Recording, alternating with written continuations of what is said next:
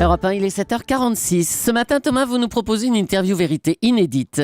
Quand Michael Bloomberg, l'ancien maire de New York, rencontre Anne Hidalgo, maire de Paris, ça se passe sur Europe 1 dans l'interview vérité. Ils sont donc vos invités tout de suite, Thomas, avant de se retrouver la semaine prochaine à New York pour participer à la conférence sur le climat organisée par l'ONU. Bonjour Anne Hidalgo. Bonjour. Bonjour Michael Bloomberg. Bonjour. On va parler bien sûr de l'environnement, la cause pour laquelle vous vous battez aujourd'hui, mais d'abord peut-être votre regard sur Paris, qu'on décrit souvent comme une belle endormie. Quelle image vous avez, vous, de la capitale ? Disons que les gens sont souriants dans les rues lorsque je me promène dans les rues, lorsque je leur parle. Et cette ville, c'est vraiment l'un des joyaux de la civilisation, à n'en pas douter. Si vous pensez aux grandes villes du monde, Londres, Paris, Athènes, Rome, Tel Aviv et Istanbul. Et toute notre histoire provient de ces villes. Vous ne dites pas ça dans chaque ville dans laquelle vous passez ? Non, uniquement dans ces villes-là, parce que c'est vrai. Vous arrivez à Paris un jour où la pollution aux particules fines est importante dans toute la région. Aujourd'hui, comment les grandes villes comme New York ou Paris peuvent lutter efficacement contre la pollution ? Est-ce que ce n'est pas un combat perdu d'avance dans les grandes villes ? Non, ce n'est pas une bataille perdue ou un combat perdu d'avance. En fait, nous avons réussi à faire baisser la pollution à New York en essayant de fermer un certain nombre de centrales à charbon. Les villes peuvent faire des choses, les gouvernements nationaux peuvent faire d'autres choses, mais nous voulons faire en sorte que les gens utilisent moins d'électricité. On veut qu'il y ait davantage de voitures qui soient moins gourmandes. On veut que les bâtiments soient moins gourmands en énergie, avec la climatisation, etc. Donc il y a des choses que les maires peuvent faire et que moi je peux faire. Les grandes villes, les mégalopoles ont une lutte commune à mener ? Les maires agissent directement. Et dans la conférence sur le climat qui se prépare, je pense que les maires sont porteurs des solutions avec les entreprises, avec les ONG. Et c'est aussi ce message que porte Michael Bloomberg et que je vais aussi porter avec d'autres maires lors de la prochaine conférence. Et ce qui est formidable avec le climat, c'est qu'on a l'impression que ça passionne les politiques, mais seulement quand ils ne sont plus au pouvoir. Il y a eu Al Gore, il y a eu Bill Clinton, aujourd'hui il y a vous. Est-ce que ça veut dire qu'aujourd'hui la réalité économique, politique et la contrainte écologique ne font pas bon ménage ?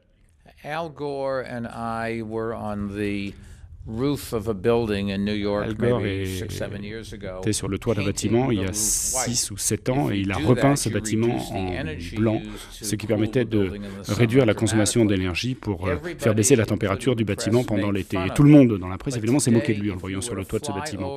Mais aujourd'hui, si vous survolez la ville de New York, disons que 80-90% de tous les bâtiments dont le toit est plat sont peints en blanc.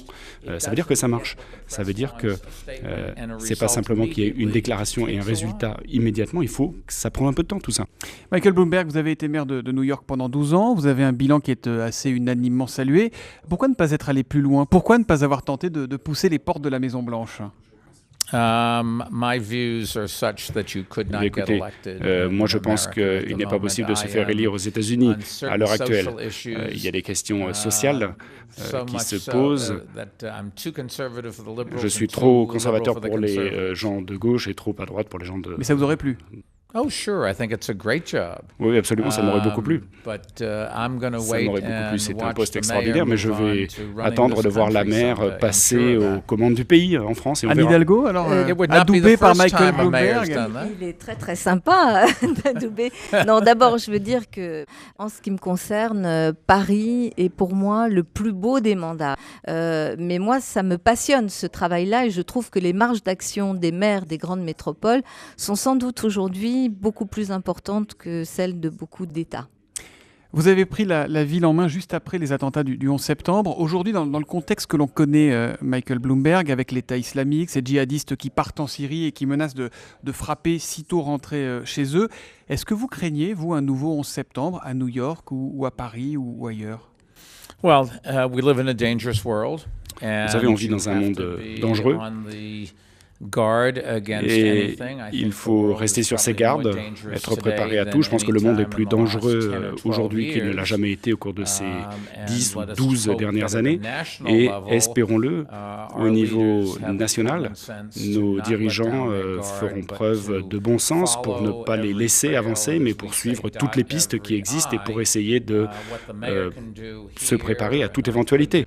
Alors économiquement, il y a une différence majeure entre New York et Paris, c'est que chez vous, beaucoup de boutiques boutiques sont ouvertes quasiment jour et nuit, dimanche compris. Ici, c'est un vrai débat. Ça vous choque qu'on se pose la question que la plupart des magasins soient fermés le dimanche, par exemple, à Paris ou pas ? Et moi, je crois que si les gens veulent vraiment vendre quelque chose et qu'il y a des gens pour les acheter, eh bien, ils devraient avoir le loisir de le faire. Personne ne force personne à faire quoi que ce soit, à acheter ou à aller faire les magasins ou à vendre quoi que ce soit, mais je ne suis pas persuadé non plus que ce soit à l'État qu'il incombe de dire quand on peut acheter ou vendre. Anne Hidalgo, visiblement, Michael Bloomberg voudrait pouvoir faire ses courses le dimanche à Paris. Il peut d'ailleurs, parce que quand vous regardez dans les des zones activités... limitées. Oui, mais bon, voilà, nos modèles sont très différents. Ceci étant, Paris est une ville où nous avons beaucoup de commerces ouverts le dimanche. Nous avons réussi à préserver aussi un commerce de proximité. Il y aura à choisir, et ça c'est en fin d'année que je vous livrerai mes propositions sur le sujet du travail du dimanche à Paris. Il y a quelques jours, vous avez repris la direction de l'agence Bloomberg, celle que vous avez créée. Daniel Doctorow, qui se retirera de ses fonctions de directeur général de Bloomberg à la fin de l'année, a déclaré « Mike, vous donc, est un peu le dieu de la société. Il a créé l'univers, il a publié les 10 commandements et ensuite il a disparu. Maintenant il revient et il faut comprendre que quand Dieu revient, les choses vont changer. » Vous lui conseillez quoi ? De prendre des vacances, de se reposer ? Vous êtes d'accord avec lui ? C'est vrai que ça m'a fait un peu peur quand je l'ai entendu dire ça. On en a parlé ensemble, mais Daniel, il a fait quelque chose d'extraordinaire dans cette entreprise et il va faire partie du conseil d'administration de ma fondation. Il va avoir un bureau dans le bâtiment de ma fondation et il va décider ce qu'il voudra faire. Il aura maintes offres d'emploi. Il ne peut y avoir qu'un PDG et Dan, lui, va être le porte-parole d'une grande entreprise. Il aura d'autres opportunités de le faire, mais tant que je suis là, évidemment, ça ne sera pas possible à Bloomberg parce que évidemment c'est moi qui signe le chèque. Dernière question, peut-être en français. Vous ne trouvez pas que ça manque de gratte-ciel ici à Paris? I can do it in Spanish. It's interesting that all of a sudden you're seeing skyscrapers ce qui est when you impressionnant, used to see c'est Paris, de voir like que lorsque vous regardez une ville comme Paris, comme Milan ou d'autres villes où il n'y a pas beaucoup de bâtiments très hauts, c'est un peu surprenant. Mais moi, je suis traditionnaliste dans l'âme, donc j'ai fait construire 2 bâtiments à Londres pour le siège de mon entreprise et ils font 9 étages. Et je ne vais pas m'étaler plus largement en tout cas. Un petit mot en français peut-être pour les auditeurs d'Europe 1 ?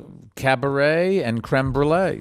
Those are the 2 great words that we use in French in New York all the time. Ce sont les mots qu'on utilise à New York à longueur de temps, dans les dîners mondains.